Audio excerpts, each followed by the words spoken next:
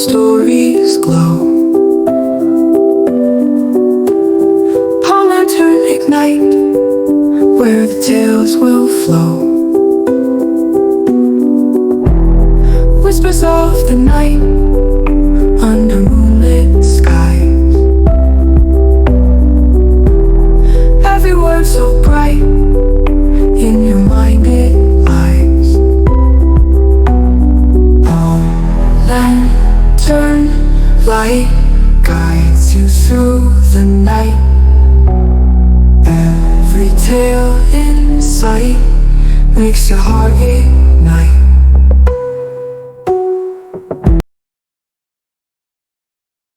In May 1998, Mr. and Mrs. Coker obtained their visas to the United Kingdom.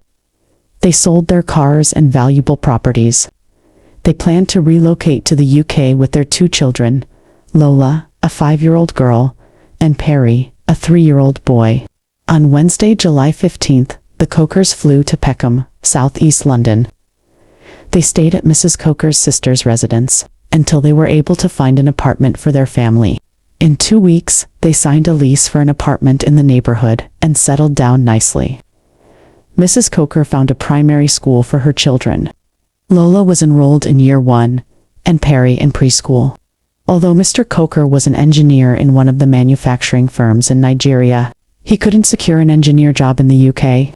He took up a job as a cleaner in a company, and his wife worked as a care provider. They needed money to support their family as their savings in Naira was dwindling.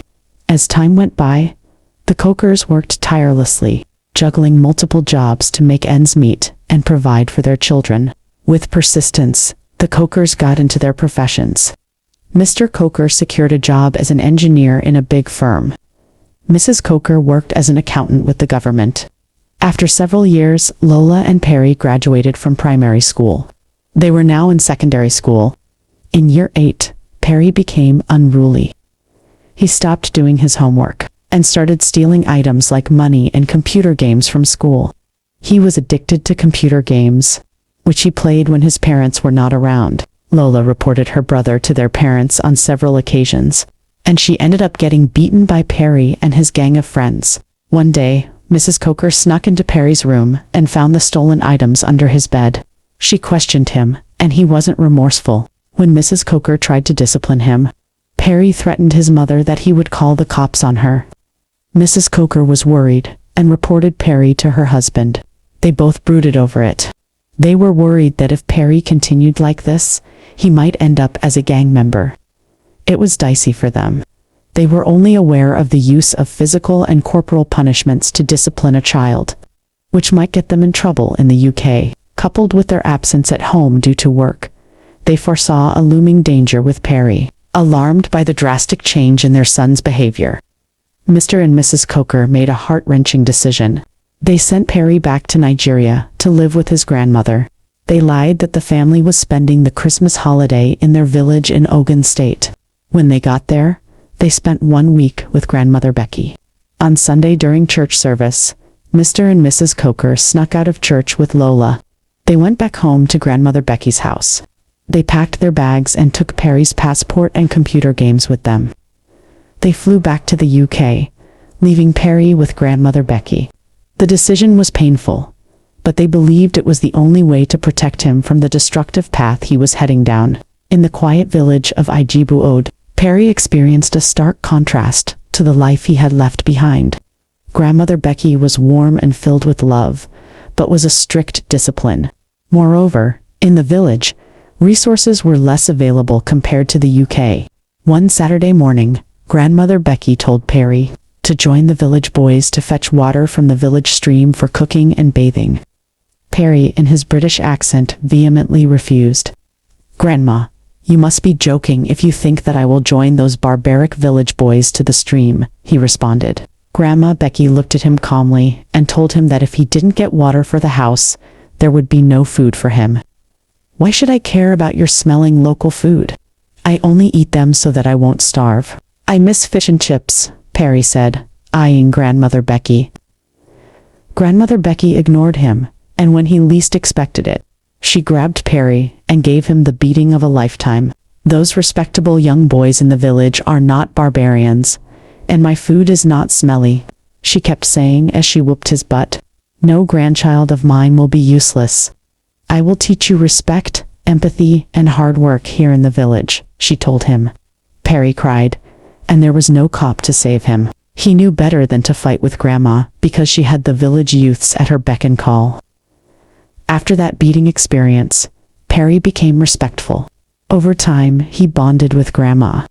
He loved her but feared her, because Grandmother Becky had zero tolerance for indiscipline. He spent his days helping his grandmother with chores, attending the local school, and exploring the village. The tranquility of village life slowly began to soothe his troubled soul. He learned to genuflect and prostrate when greeting his elders. Perry focused on his studies squarely, because there were no computer games to distract him in the village. Soon, he became top of his class in every subject.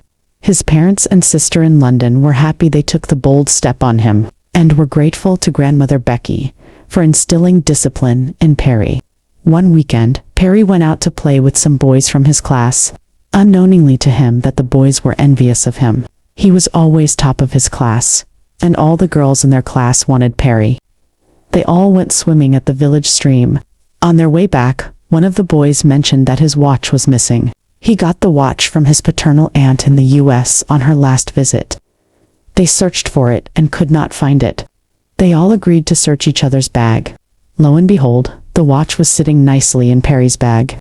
Perry cried and insisted that he had no idea how the watch got to the bag. The boys dragged Perry to the Oba's palace. Perry was worried that Grandmother Becky might not believe him. He thought about those times he stole money from her bag. He regretted his actions. He now understood why it was good to be of good conduct at all times. He prayed to God and promised him that if got him out of this situation, he would be well behaved and worship him all the days of his life. Word got to Grandmother Becky that Perry was at the Oba's palace because he stole a boy's watch. Stealing in the village attracted serious punishment. Anyone caught would be made to dance naked in the village square. Grandmother Becky ran to the Oba's palace with her wrapper across her chest. Grandmother Becky told the Oba that she knew that Perry was innocent. Perry was relieved to hear Grandmother Becky say that. The boys insisted that they found the watch in his bag. The palace took sides with the boys because word went around the village, through Grandmother Becky's neighbor, that Perry stole money from his grandma's bags. This neighbor overheard Grandmother Becky scolding Perry when he stole in his early days at the village. "We know Perry has a history of stealing. Why should we believe him now?" the palace spokesman asked. Everyone shook their head. Perry buried his head in shame, and tears dropped down his eyes. Why should we bother to correct people when they make mistakes? Knowing that we will never give them a second chance to change, Grandmother Becky asked. True, Perry was unruly when he first moved to this village at the age of 13. That was the reason my daughter and her husband brought him over. For the past 2 years, I have seen Perry transform into a fine gentleman. He is respectful, obedient, and empathetic. Grandma Becky spoke in defense of her grandson. Moreover, I can't remember telling anyone that Perry stole from me. Are we going to use the words of the rumor monger, Mama John, to give a verdict? Grandmother Becky asked, eyeing Mama John, who was at the forefront of the crowd. But the watch was found in Perry's bag, the palace spokesman said. Immediately, Grandma Becky started turning around and making some incantations. You all know that my father was one of the greatest native doctors in this village. Do not think that because I have started the Church of the White Man that I do not have the ability to invoke some supernatural powers. If you boys are lying, let me know before I pronounce madness on you, she said, looking at the boys in their eyes. The boys were afraid. Immediately, the youngest among them confessed. His older brother was envious of Perry because the girl he liked in class only had eyes on Perry. They decided to frame Perry up with stealing, to make him less desirable to the girl. The palace was shocked at the mischief of the boys. Everyone apologized to Perry and his grandmother. Grandmother Becky took her grandson and left the palace. On their way back, Perry thanked Grandma Becky for believing him. He told her that he was worried that she might not believe him due to his antecedents. You are my grandson, Perry. I knew when you changed, I trust you.